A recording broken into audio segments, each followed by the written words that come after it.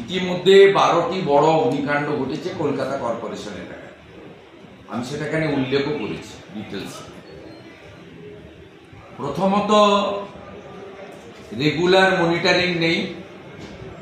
দ্বিতীয়ত, fire brigade, corporation, police বা জেলা স্তরেও পৌরসভা বা জেলা প্রশাসনের কোনো সমন্বয় নেই। গজা পেড়া বিতরণের যেভাবে মনিটরিং হচ্ছে, এক্ষেত্রে কিন্তু সেই মনিটরিং নেই। এটা জনস্বার্থে বড় জিনিস। মমতা বন্দ্যোপাধ্যায়ের আমলে সরকারিভাবে 150 জন ফায়ার ব্রিগেডের অপদার্থতার জন্য দম বন্ধ হয়ে মারা গেছেন, বা আগুনে পুড়ে মারা গেছেন, বা বহুতল থেকে ঝাঁপ দিয়ে মারা গেছে, আগুন থেকে মারা গেছে। এটা সরকারি তথ্য। বেসরকারি তো সংখ্যা আরো বেশি হবে। 14 বছর পরে সব হয়ে গেছে 200%। এই রাজ্যে দমকলের কেন্দ্রের সংখ্যা কত? 130। দমকলের ইঞ্জিন কত? 350।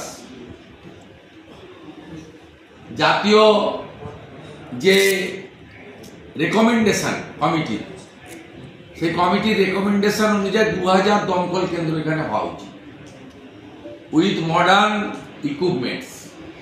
100 কোটি টাকা গজা পেড়ার জন্য বিতরণ হচ্ছে। ইমাম মুয়াজ্জেম ভাতা দেওয়া হয় আরো কয়েকশো কোটি টাকা খরচ করে। কিন্তু জনস্বার্থে যে কাজগুলো দরকার, সেই কাজ পশ্চিমবঙ্গ সরকার করে না। এটা আমি স্পষ্টভাবে আজকে এখানে উল্লেখ করেছি। এর সাথে মিডিয়াতে দিয়েছি মাম্পি দাস, ভারতীয় জনতা পার্টির অত্যন্ত লড়াকু নেত্রী। তাকে বলাই ঘোষ ওসি প্রথমে জয়েন করতে বলেছিল। এই যে গত রবিবার মিটিং হয়েছিল, জয়েন কেউ করেনি। একটা সুদেশনা বলে মাননীয় মহিলা একজন জয়েন করেছেন, তিনি তৃণমূলেরই লোক। তার স্বামী ওখানে মুরগির মাংস কাটার দোকান করেন সরকারি জায়গায়। তাকে দিয়ে জয়েন করিয়ে বলা হয়েছে বিজেপি।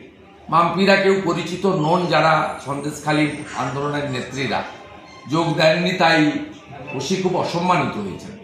তাই খুব কায়দা করে তিনি ভিলেজ পুলিশের ফোন থেকে উনি রীতিমতো ধমকেছেন।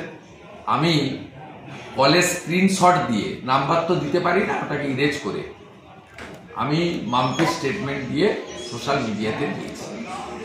এবং মাম্পিকে আমি পরামর্শ করেছি যে জাতীয় মহিলা কমিশনের কাছে এবং ডিজিপি রাজীব কুমারের কাছে এই বলাই ঘোষের বিরুদ্ধে অভিযোগ করা। আমি একটু আগে আরেকটি পোস্ট করেছি, সেটা হলো গতকাল থেকে তৃণমূলের ইকোসিস্টেম কালীগঞ্জ বিধানসভা উপনির্বাচনে কেন ক্যামেরার বরাদ্দ কেন পাবে গুজরাটি সংস্থা, এটা নিয়ে খুব চিৎকার চেঁচামেচি সব করছেন। তা আমি সোশ্যাল মিডিয়াতে, এবং এদের ক্যামেরা লাগানো নিয়ে কোনো অবজেকশন নেই।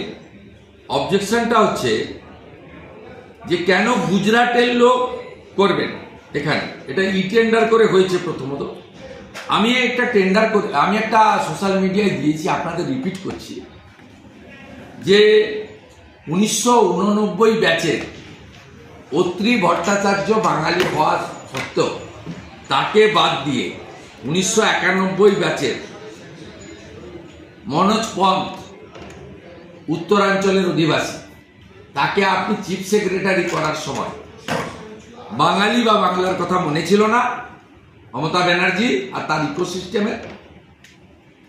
সঞ্জয় মুখার্জি আইপিএস, তিনি রাজীব কুমারের থেকে সিনিয়র। সঞ্জয় মুখার্জিকে বাদ দিয়ে রাজীব কুমারকে আগুন লাগিয়ে দেওয়ার পিছনে নারকেলডাঙ্গা থেকে খিদিরপুর, হাওড়ার মংলাহাট, উদ্দেশ্য হচ্ছে অত্যন্ত মূল্যবান জমিগুলো ওদের প্রথম ত্রাণ ও বিপদ এসেছিল, তাদের মারা যেতে হয়েছে। এই তো অবস্থা। জনস্বার্থে কাজগুলো আমাদের প্রধান বিরোধী, একমাত্র বিরোধী দলের উচিত করা। আমি করেছি, উত্তর দেওয়ার চেষ্টা করেছেন, কিছু সাফাই, কিছু স্বীকারোক্তি, আর কিছু ভবিষ্যতে ভুল শুধরে নিয়ে এগিয়ে যাওয়ার অঙ্গীকার। ভালো শিখলে ভালো। আমি তো মনে করি শিখতে লজ্জা থাকা উচিত না। শেখার কোনো বয়সও নেই, শেখার কোনো শেষও নেই।